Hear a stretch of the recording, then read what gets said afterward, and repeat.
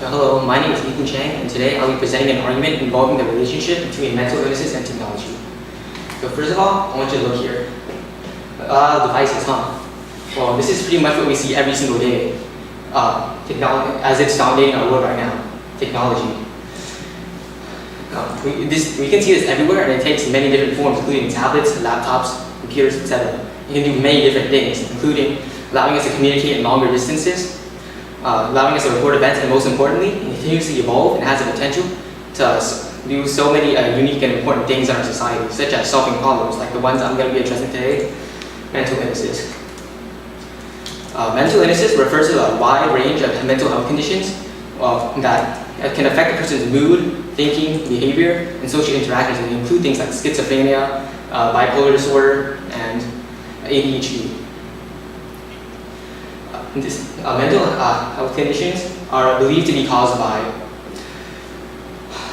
they're believed to be caused by genetics, the environment, and lifestyle issues such as that involve psychological traumas. And they're believed to be very widespread and can affect many different people. In fact, they're believed to affect approximately 20 to 25% of adults, American adults, including large organizations such as the National Institute for Medical Health.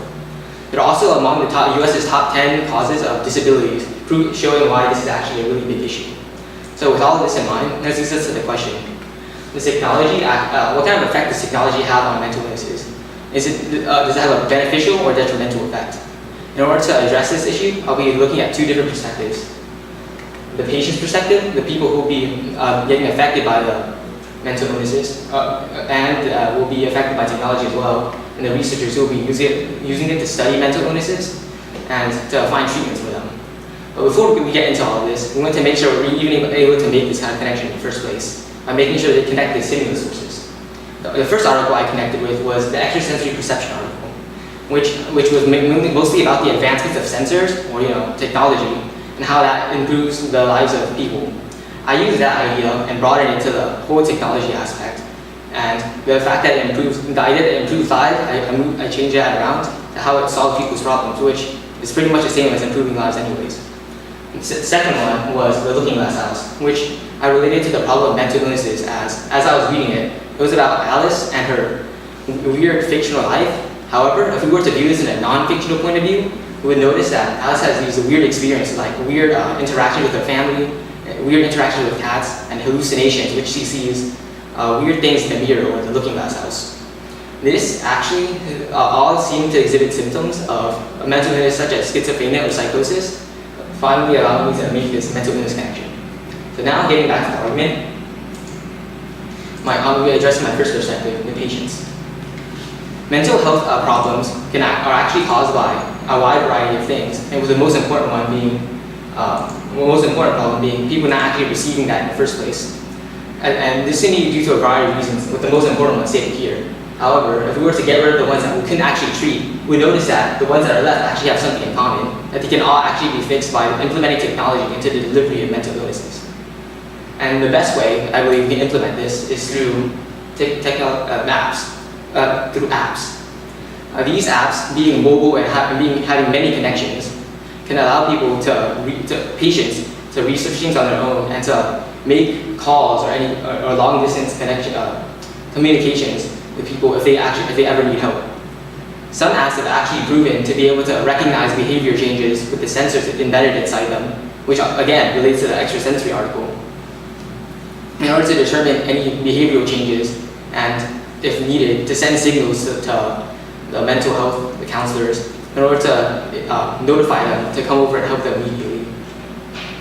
Additionally, this has also been benefited by one of British's service apps, also known as the Big White Wall, which has shown to have a 95% improvement rate for mental illness symptoms. So overall, the beneficial impacts of technology on mental illnesses include that they're convenient, as in they're very accessible, because it can be like anywhere from any mobile device you have that can download these apps. You can stay anonymous, so you won't be associated by the social stigma that some people tend to associate with this.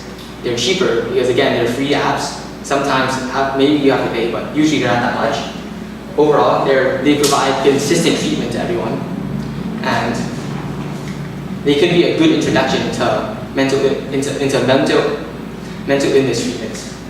However, there have been some issues with this, in which most patients question whether these apps can actually be effective, if they can actually be applied to everyone, and if they actually keep their information private. However, these shouldn't be that big of an issue in later, especially when given time, because these are actually all issues that developers are focusing on in order to improve the benefits and reduce the harms of apps. And there have also been studies that have shown that, however, there have also been studies when adding on to these limitations that when increasing technological use, there's been a positive correlation in the association between technological use and mental illness symptoms, which was conducted in a study by a Duke PhD candidate. In this study, they used young adolescents that were at risk for mental illnesses and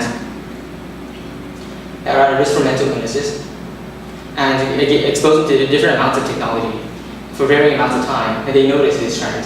However, this trend also showed a negative correlation between increased technology use and symptoms of depression and anxiety, showing that even though it might have some detrimental effects, it's also beneficial at the same time.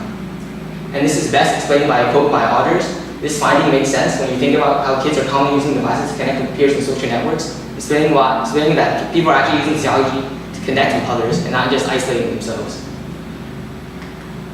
So now the researcher perspective. Similar to patients, researchers have shown to use apps to help their jobs and help study mental illnesses, which was actually conducted in some projects such as the Brighton study, where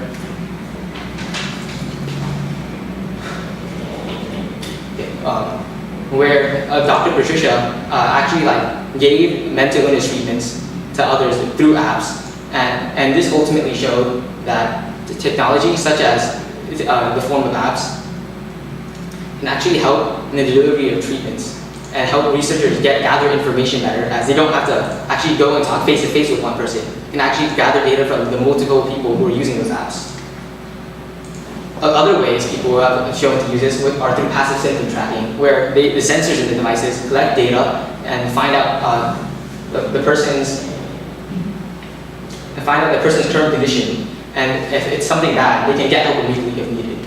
So ultimately, with all of this in mind, I've concluded that technology is beneficial to us, as it helps the benefits of both the patients and the researchers in their jobs in providing treatment and dealing with it themselves.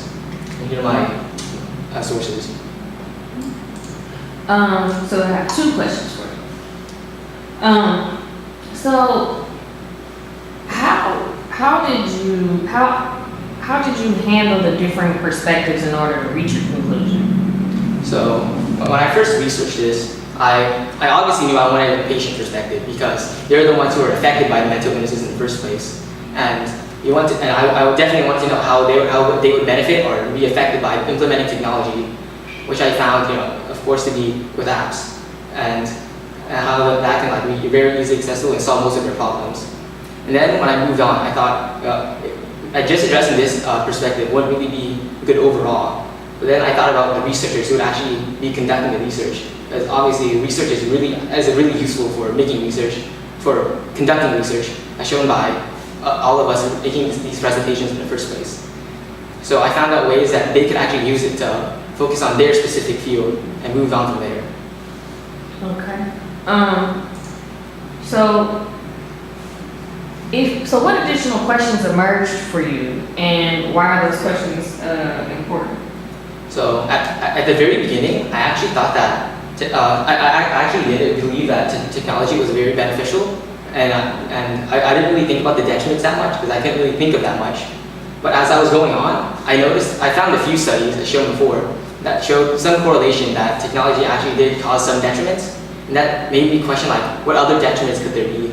So I went on and tried to find more and add on to here if needed. Okay. And also, in one of the sources I found, I also saw that it talked about a very little amount of the researcher's perspective, and I use that and questioned what else could the researchers get out of this, and then I use that to conduct my researcher's perspective research. All right.